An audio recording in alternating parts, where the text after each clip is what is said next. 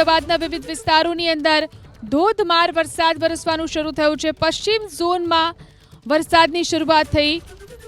વાડજ, મેમનગર, અખબારનગર વિસ્તારોની અંદર વરસાદ, તો નવરંગપુર, આંબાવાડી, શિવરંજની વિસ્તારમાં પણ વરસાદ।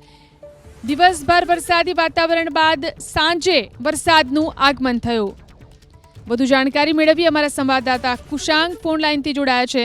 જી કુશાંગ, આખો દિવસ ઉકળાટભર્યા વાતાવરણ બાદ અમદાવાદમાં ફરી એકવાર વરસાદનું આગમન થયું છે। કયા કયા વિસ્તારોમાં વરસાદ? સમગ્ર દિવસ દરમિયાન એટલે કે વહેલી સવારથી અમદાવાદમાં જે રીતના વાદળછાયું વાતાવરણ હતું અને કોઈ પણ સમય વરસાદ પડવાની શક્યતાઓ વચ્ચે સાંજે આખરે વરસાદનું આગમન છે તે શહેરના અલગ અલગ વિસ્તારોમાં થયું છે। મુખ્યત્વે અમદાવાદના પશ્ચિમ ઝોનમાં અત્યારે વધારે વરસાદનું પ્રમાણ નોંધાયું છે, જેમાં આંબાવાડી, નહેરુનગર, શિવરંજની, વાડજ, અખબારનગર સહિતના વિસ્તારો છે ત્યાં આગળ વરસાદના મધ્યમથી ભારે ઝાપટા છે તે અત્યારે શરૂ થયા છે અને ચોક્કસથી છેલ્લા 3-4 દિવસથી નોંધનીય છે કે સાંજના સમયે જે વરસાદનું પ્રમાણ વધતું જોવા મળતું હોય છે તે પ્રકારની પરિસ્થિતિ આજે પણ જોવા મળી। વાહનોની ગતિ છે તેને પણ તેની અસર થઈ, કારણ કે આ એવો સમય છે કે જ્યારે લોકો પોતાના ઘરે પરત ફરતા હોય નોકરી ધંધાથી અથવા કામ ધંધાથી, અને તેવા સંજોગોમાં વરસાદે એકાએક ગતિ પકડવાના કારણે વાહન ચાલકોને પણ મુશ્કેલી ઊભી થઈ હતી।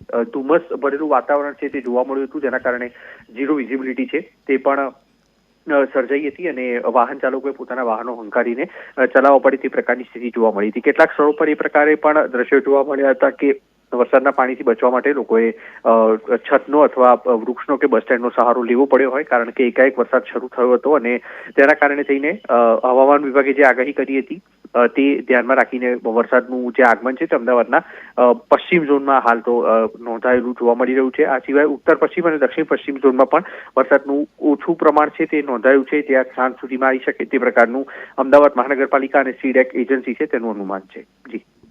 જી આભાર તમામ જાણકારી આપવા માટે।